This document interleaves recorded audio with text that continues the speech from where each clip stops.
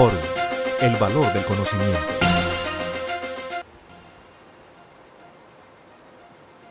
Aportes al Sistema General de Seguridad Social y el lío con ellos respecto de los trabajadores independientes y los prestadores de servicios. ¿Cuál es la base para dichos aportes? Es el tema que nos convoca hoy en Fórum Debates. Tenemos a tres de los mejores tributaristas colombianos para que nos ayuden a entender un poco esta situación. Bienvenido a Fórum Debates, doctor García. Muchas gracias, doctor Mauricio, y feliz de estar aquí en Fórum. Doctor González, qué bueno que nos acompañe. No, el placer es para mí, doctor Ochoa. Mil gracias por la invitación. Doctor Campo, uno de nuestros consultores, bienvenido. Doctor Ochoa, muchas gracias por la invitación. Gracias. Y sin más preámbulo, vamos a ver qué dijo recientemente la Administración de Impuestos Nacionales respecto de los aportes al sistema de seguridad social de los independientes. Contratistas y prestadores de servicios tendrán que pagar sus aportes con base en el 40% del ingreso. De lo contrario, no habrá deducción para el contratante. En oficio del mes de agosto del año 2014 se da esta situación.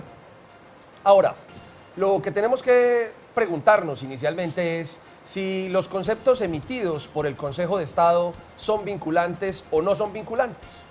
Veamos. De conformidad con lo consagrado en el artículo 112 del Código de Procedimiento Administrativo, en la actualidad Ley 1437 de 2011, la Sala de Consulta y Servicio Civil del Honorable Consejo de Estado tiene, entre otras atribuciones, la de absolver las consultas generales de los particulares que formule el Gobierno Nacional a través de sus ministerios y directores de departamento administrativo. Y al tenor de la misma disposición, los conceptos de la Sala no serán vinculantes salvo que la disposición disponga lo contrario. Doctor Javier, sobre este tema interesante, tenemos un valor en los conceptos y oficios que emite la Administración Tributaria. Tenemos un valor en los conceptos que emite el Consejo de Estado.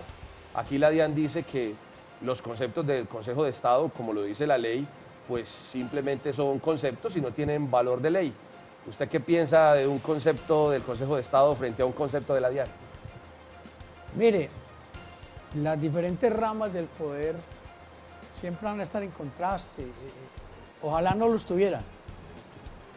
La DIAN se ha abrogado esa forma de interpretar la ley. Yo diría que más bien más por conveniencia del Estado que por conveniencia general de la interpretación. Entonces, uno tendería a creer o tiende que creer que, quieras o no, los conceptos del Consejo de Estado deben ser vinculantes. ¿Sí? Debieran ser vinculantes. ¿Qué ocurre en Colombia? Como los conceptos de la DIAN son obligatorios para ellos. ¿Sí? Entonces, si el concepto de la DIAN le conviene al contribuyente, por lo menos en la vía administrativa está salvado. ¿Sí? Pero el gran problema es ese choque que hay en que el Consejo de Estado dice una cosa y la DIAN está diciendo otra. Finalmente, el Consejo de Estado, doctor Campo, será quien resuelva una situación de derecho respecto de algo que interpreta la DIAN o de una norma en materia de derecho tributario. ¿No será que el concepto del Consejo de Estado es una interpretación un poco más jurídica? Yo diría, doctor Mauricio, que efectivamente lo que tiene el concepto del Consejo de Estado es, digamos, una primacía por lo menos en cuanto a la condición del Consejo de Estado como tribunal de cierre, y que seguramente esos conceptos que ellos emiten tendrán efecto para el análisis que harán los mismos magistrados a la hora de fallar un asunto tributario. De suerte que, pues en mi concepto, si bien es cierto el carácter de no vinculante que a juicio de la DIAN lo tiene, en mi parecer tendría el efecto totalmente contrario, porque como tribunal de cierre seguramente los magistrados van a tener en cuenta sus propias apreciaciones. Y esto, doctor González, lo decimos y arrancamos con ese tema del Consejo de Estado, básicamente porque tenemos un concepto del Consejo de Estado, el 1832, ¿no? Sí, señor. En el cual nos establece cuáles son las normas aplicables respecto de la base mínima, o mejor, la base máxima, para establecer el aporte al sistema de parafiscales de los independientes, los prestadores de servicios. Usted, que es un estudioso de las normas, ¿por qué no nos hace un recuento de cómo están esas normas en el tiempo? Sí, doctor, mire, yo creo que tenemos un problema fundamental y es que ese choque entre los diferentes actores dentro de la normativa hoy en Colombia. Tenemos un primer antecedente y es que el gobierno nacional vulnera todos los días por medio de decretos lo que se ha dictado en las leyes. Y ahora nos encontramos con un nuevo escenario donde la administración de impuestos, diría yo que buscando respaldar la labor del gobierno nacional, pues porque de hecho hace parte de él, pues también empieza a tener otros opiniones diferentes a lo que hace el Consejo de Estado, que es con el tema que ustedes han partido. En este tema en discusión tenemos un antecedente normativo que parte desde la Ley 100 del año 93. En la Ley 100 se establece la condición, la obligación para que los trabajadores, más bien, para que los independientes, las personas independientes, aporten a seguridad social, so pena de una sanción. Luego viene la Ley 789 en el año 2002 y genera una obligación de verificar y retener los aportes a seguridad social para los trabajadores del Estado, de las entidades públicas. Luego viene la Ley 828 del año 2003, ¿sí? Y modifica el artículo 50 de esa Ley 789 de la que acabo de hablar y genera la obligación para que los trabajadores del Estado ratifica que tienen que hacer la verificación. Luego se viene el decreto 1703 del año 2002, ¿sí? Que reglamenta el tema de los aportes a seguridad social para independientes. En este decreto nos dicen que el aporte, que lo que deben aportar los trabajadores es sobre una base del 40% y que se debe aportar sobre un valor bruto.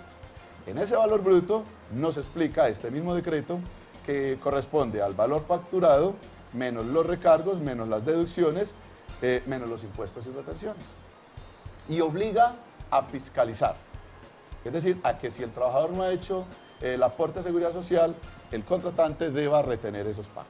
Ahí vamos en 2002 todavía, doctor. Apenas venimos en 2002. Vamos en 2002 y esas eran las normas hasta ese tiempo que han sido debatidas ya en Consejo de Estado. Correcto. Con varias nulidades, ¿no? Correcto. Bueno, continúa, doctor. Sigue el Consejo de Estado, paso seguido año 2004, y tumba, si me permiten la expresión, la parte de la obligación de fiscalizar. Porque dice el Consejo de Estado, está bien que los particulares y las mismas entidades del Estado verifiquen el aporte de seguridad social, pero no es posible que ellos obliguen y descuenten, de que tengan la facultad de rechazar o no costos y deducciones.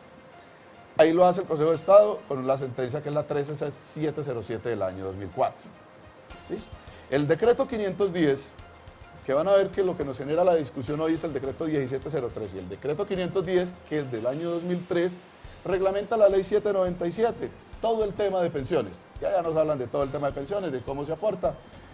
También dicen que se hace sobre un ingreso neto y dicen que el aporte base de cotización para salud es el mismo de pensión. Vamos en el año 2003.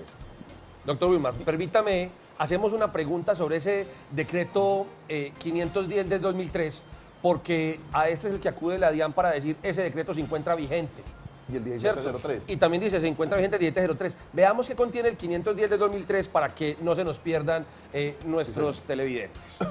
Decreto 510 del 2003, en su artículo 3 dice: la base de cotización del Sistema General de Pensiones será como mínimo en todos los casos de un salario mínimo legal mensual vigente y máximo 25 salarios mínimos legales mensuales vigentes. Límite este que le es aplicable al Sistema General de Seguridad Social en Salud. Este límite se aplicará a las cotizaciones cuyo pago deba efectuarse a partir del mes de marzo de ese año en que fue expedido el decreto. 2003. Así las cosas, doctor Wilmar, hasta hoy tenemos por este decreto que la base mínima es un salario mínimo. Es correcto. Y la base máxima a la que se podría llegar a aportar al sistema de pensiones, al sistema de salud, sería 25 salarios mínimos. Y hasta ahí no tenemos ninguna dificultad. Eso está totalmente claro. Muy bien. ¿Sí? El que trae la primera dificultad es el decreto 1703, que regula el tema de salud, de aportes a salud, porque en este sí se habla de un 40%. ¿Correcto? Pero estamos hablando de un escenario en el año 2002-2003. Diríamos que hasta el 2004, con el fallo del Consejo de Estado, queda claro que hay que aportar a seguridad social sobre ese 40%, sobre una base mínima de un salario, sobre una base máxima de 25 salarios. Viene en el año 2007 y aparece la ley 1122, en su artículo 18, regulando todo este tema. Vamos a comparar una cosa antes, doctor Wilbar, de que usted nos diga qué dice el artículo 18 de la ley 1122 de 2007. Es importante que llevemos en cuenta la cronología, doctor Claro Wilbar, ¿o que no? sí, Y indudablemente. doctor Javier, usted que siempre Vamos ha sido para adelante. tan acusador de la hermenéutica tributaria, el principio de cronología nos dice que la norma posterior rige sobre la anterior, ¿cierto? Sí. Y ley va por encima de de decreto. reglamento, de decreto, lo y que el- haya. Cierto, hay veces se nos olvidan los principios fundamentales del derecho tributario. Miremos qué nos dice el 1703 de 2002 para que el doctor González nos diga qué dice el artículo 18 de la ley 1122. Decreto 1703 de 2002 dice en sus apartes: si esta diferencia no tiene justificación válida, deberá descontar del pago de un mes lo que le falte para completar lo equivalente a la cotización del 12% sobre el 40% del valor bruto del contrato, dividido en el tiempo de duración del mismo, en periodos mensuales, para lo cual se entiende que el 60% restante corresponde a los costos imputables al desarrollo de la actividad contratada. En los contratos de vigencia indeterminada, el ingreso base de cotización será el equivalente al 40% del valor bruto facturado en forma mensualizada. Doctor Campo, lo que nos dice este decreto, o lo que decía este decreto, es que es la base del 40%, que el 40% será el valor del aporte. Pues es que esta es la primera apreciación que tenemos con este decreto. Ya aquí nos están hablando del 40% sin importar el límite del salario mínimo o de los 25 salarios mínimos. Entonces ahí ya empieza la confusión. Y lo otro, doctor García, ¿será que es el 40%? Es decir, nos ganamos 10 millones de pesos, no hay determinación sobre cuánto tendríamos que aportar, Es decir, ahí según este decreto. la norma no ha hecho una precisión. Es decir, yo puedo demostrar, ¿cómo voy a demostrar cuáles son mis costos? Y si mis costos efectivamente son menores o inferiores o mayores, porque pueden haber situaciones donde el costo real es el 70%. Seguro. Yo quiero que me muestren las empresas cuáles son las que tienen costos únicamente del 60%. Sería un margen bruto del 40%, quisiéramos tenerlo todos. Entonces, pongamos un escenario bien sencillo. Yo facturo lo que le ocurre a la gente normal, que es la que tiene problemas, porque el que tiene un abogado como usted, unos contadores como usted, pues ahí van. Pero digamos una persona que tiene un tallercito con un empleado, y entonces el tipo factura al mes 4 milloncitos de pesos, o 3 milloncitos porque y resulta que todos los gastos, a él le viene a quedar lo que le queda a un asalariado, alto, 800.000 pesitos. A él lo van a gravar sobre 1.600.000. ¿Sí me entiende? Yo creo que ahí la ley fue muy dura, ¿sí? Entonces, ¿qué es lo que ocurre? La gente coge para el otro lado. Entonces la gente no aporta, ¿sí? Entonces ya enseguida vamos a ver el galimatías que se forma, ¿sí? Cuando ya vienen las diferentes interpretaciones, vamos a ver la flojedad en algunos reglamentarios, ¿sí?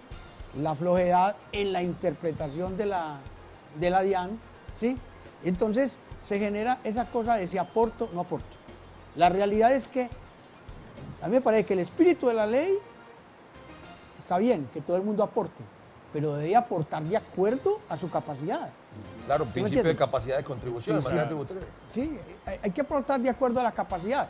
Maravilloso que yo, ganándome 2 millones, me jubile con 3.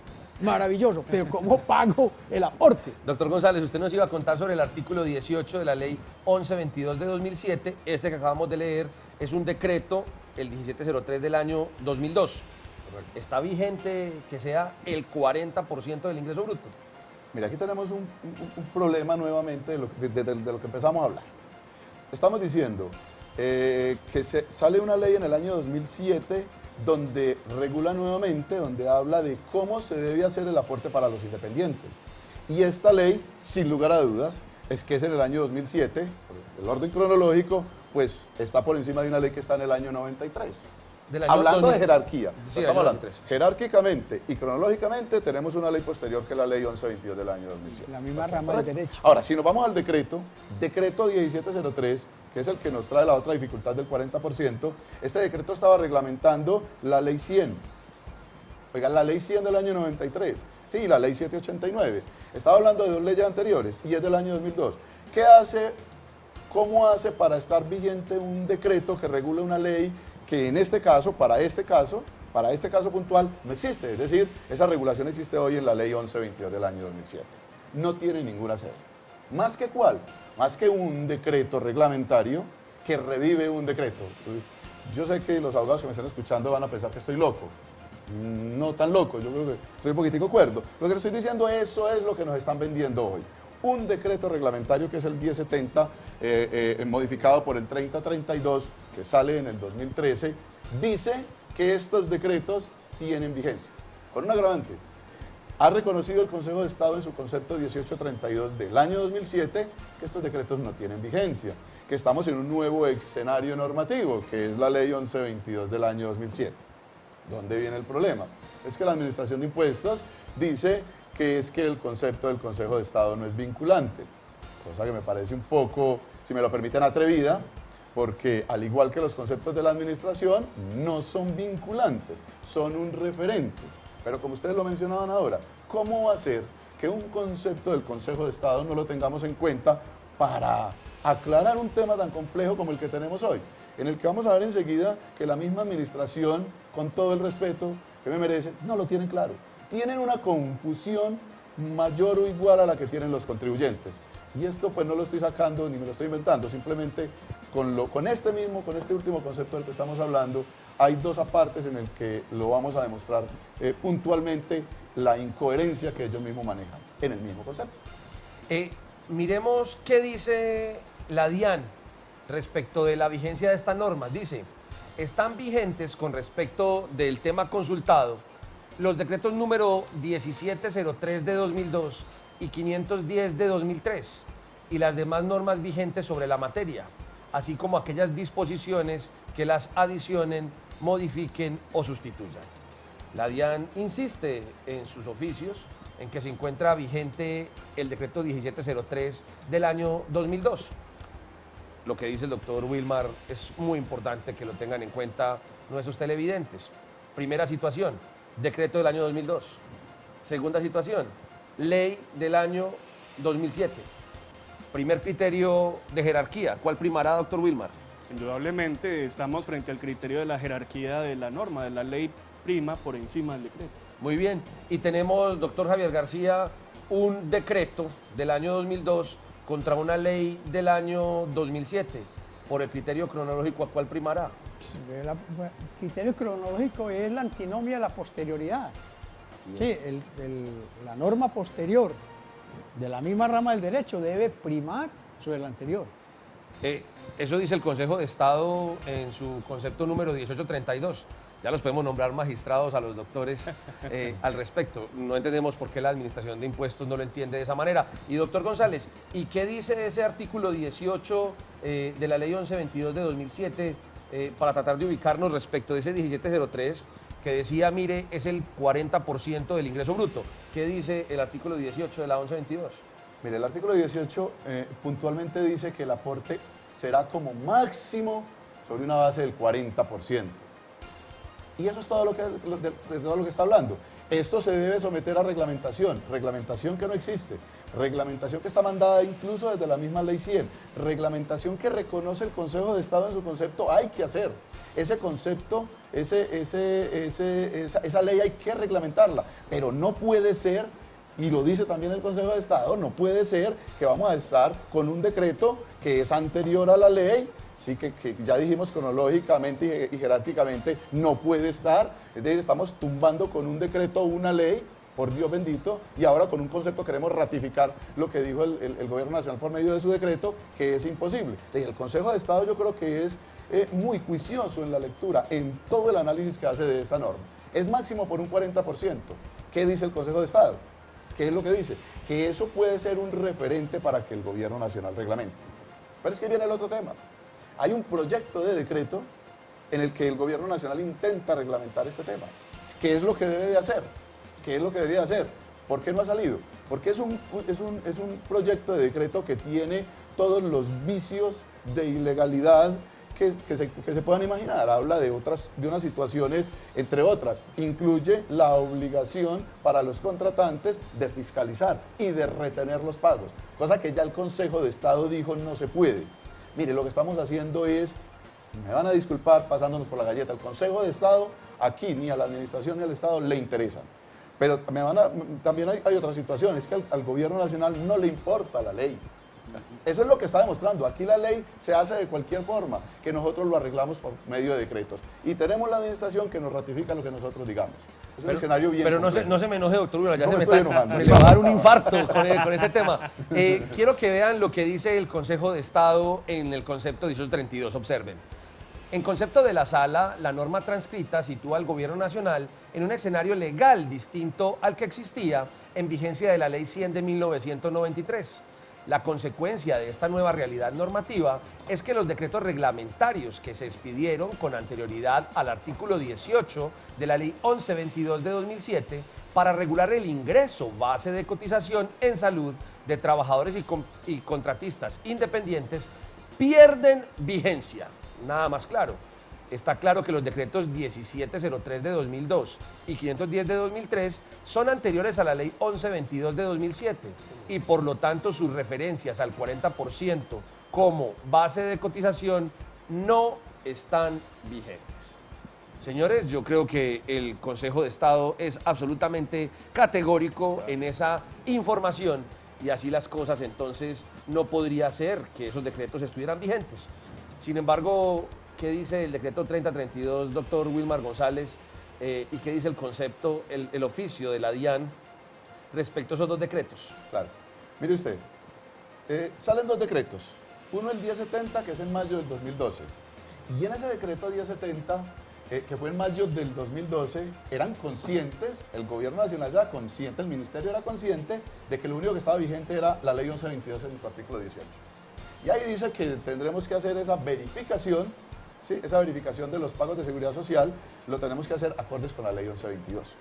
Algo pasó, porque en diciembre del año 2013, con el decreto 3032, un decreto algo complejo, que habría que revisar, ya dicen que adicionan ese artículo del decreto 1070 y ahí es donde reviven los dos decretos en mención. Porque dice, vea, adiciónese a ese artículo del decreto 1070 y diga que también nos vamos a basar en los decretos 1703 y 828 del 2003. Un momentico. Tenemos un decreto, 3032, doctor Wilmar Campo. 3032 que es del año 2013, que pretende regular el tema de la verificación de aportes al sistema de seguridad social. Y dice que se verificará de acuerdo con el decreto 1703 del año 2002. Pero no pues perdió vigencia. Doctor Ochoa y colegas, lo que pasa es que aquí es donde nosotros nos encontramos con el galimatías que forma la DIAN y el antijurídico que no entendemos. Sin ser abogado, pues me enseñaron desde siempre la pirámide de Kelsen, la jerarquía de las normas, y es claro que un decreto no puede revivir per se otro decreto, y sobre todo cuando estamos en presencia de una ley que tumbó esos decretos. Es lo más irónico del mundo. La ley del año 2007 derogó los decretos que se habían expedido en el 2012 y 2013 y ahora pretenden pensar y que acojamos como cierto que el decreto emitido del año 2013, simplemente por ser posterior a la norma, pues tiene la facultad o el poder de tumbar o de revivir más bien decretos que ya una ley había derogado. Pues esto es incomprensible a todas luces. Doctor García, ¿desde cuándo un decreto revive otro decreto? Ya le dan a los decretos inclusive la potestad de la resurrección. Mire, vea, la resurrección de que usted habla está muerta desde la ley 153 de 1887. Llevamos 200 años sabiendo cómo interpretan ¿Qué las leyes. dijo por allá dirigiendo a las normas derogadas? Que el hecho de que se derogue una norma no revive las demás. Imagínese. Entonces ahora no es que se derogue la norma, simplemente a la DIAN le dio por revivir. Como usted decía ahora fuera del CED, aquí están resucitando decretos a la lata. Entonces, ¿cuál es el problema en que está el contribuyente ahora? Que es la pregunta que uno se hace. La persona que va y presentó su declaración y solicitó como deducción todas esas cosas, pero resulta que el tipo pagó el salario mínimo o menos, de lo que tenía que pagar, según la ley. Ese es el problema que la gente tiene que resolver en este momento. Porque yo quiero que hagamos una claridad. ¿Quién se dejó tomar las deducciones por el hecho de que no haya sido el 40%? ¿Sí me entiende? ¿En qué norma, que yo creo que lo vamos a discutir ahora, dice que tiene que ser el 40%? Que tiene que ser rayado. ¿Sí me entiende? ¿Sí? Entonces, yo les voy a hacer una pregunta porque nuestros televidentes deben preguntarse. ¿Qué hacemos, doctor Wilmar Campo? ¿Usted qué haría? ¿Le exigiría para la verificación de los aportes que le cotizara el 40% sobre el ingreso bruto sin importar sus costos, sin importar lo que suceda? ¿O le exigiría que fuera máximo del 40% y mínimo un salario mínimo? Acogería esa última disposición, doctor Ochoa, porque es que nosotros tenemos que ser claros en cuanto a la interpretación de la ley y la jerarquía de las normas. No podemos, por el simple hecho de darle crédito a las disposiciones de la Administración de Impuestos, atosigar y acosar a los pobres contribuyentes, que ahí nos involucramos todos nosotros, porque estamos como independientes sufriendo el suplicio de la cotización y donde nos están exigiendo aportar más de lo que realmente podemos aportar. Doctor García, ¿usted qué haría? Mire, primero que todo, ¿qué hicimos? ¿Qué hicimos? Ah, bueno, muy bien, muy bien. ¿Qué hicimos? Mire, ¿cómo llega uno a una empresa y dice, bueno, ya estamos claros que todo el mundo pagó sobre el 40%? La primera pregunta es, yo puedo trabajar en 5 empresas, en cada una ganarme 4 millones. Así es. Y hacer el aporte sobre el 40% de 4 millones y lo reparto en las 5. Entonces, a mí no me pueden abrogar de primera el control de hacer eso, es que eso no está en la ley. Eso fue lo que se hizo. Se solicitó las deducciones, ¿sí? ¿Con base en qué? Con base es que el decreto decía hasta el 40%. Y hasta el 40% pues el salario mínimo, porque es hasta. Doctor Wilmar, a usted que hace un momento le iba a dar un infarto con este tema. Esta que le da. Si se aportara por el salario mínimo, si una persona le aportara a usted por 700.000 pesos a un contrato de 10 millones, ¿usted creería que estamos en cumplimiento de la ley? Totalmente, totalmente. Mire, yo creo que hay que ayudar a aliviar ese problema, esa ansiedad de todo el mundo de saber qué hacemos. O sea, es que estamos en un vacío, en un limbo jurídico sin precedentes. ¿Qué es lo que tiene que dar la gente? Mire, tenemos dos frentes. Primero, ¿qué hacen las empresas para tomarse o no como deducibles sus gastos cuando le han pagado a este tipo de personas? Señores, ese sí que está bueno. Nuestros televidentes, dos conclusiones. La Administración de Impuestos dice aporten por el 40%. La ley, el Consejo de Estado y nuestros expertos dicen podría ser mínimo por el salario mínimo, máximo por el 40%. Tome usted la decisión que más le parezca pertinente, pero ayude un poco a que nuestros organismos estatales no atropellen a los contribuyentes. Los invitamos luego a ver Fórum Debates. Tenemos más temas para ustedes y a nuestros comentaristas, muchas gracias por venir. Mucho gusto, hombre, Mauricio. Que estén muy bien. Visiten www.forum.com.co. Fórum, el valor del conocimiento.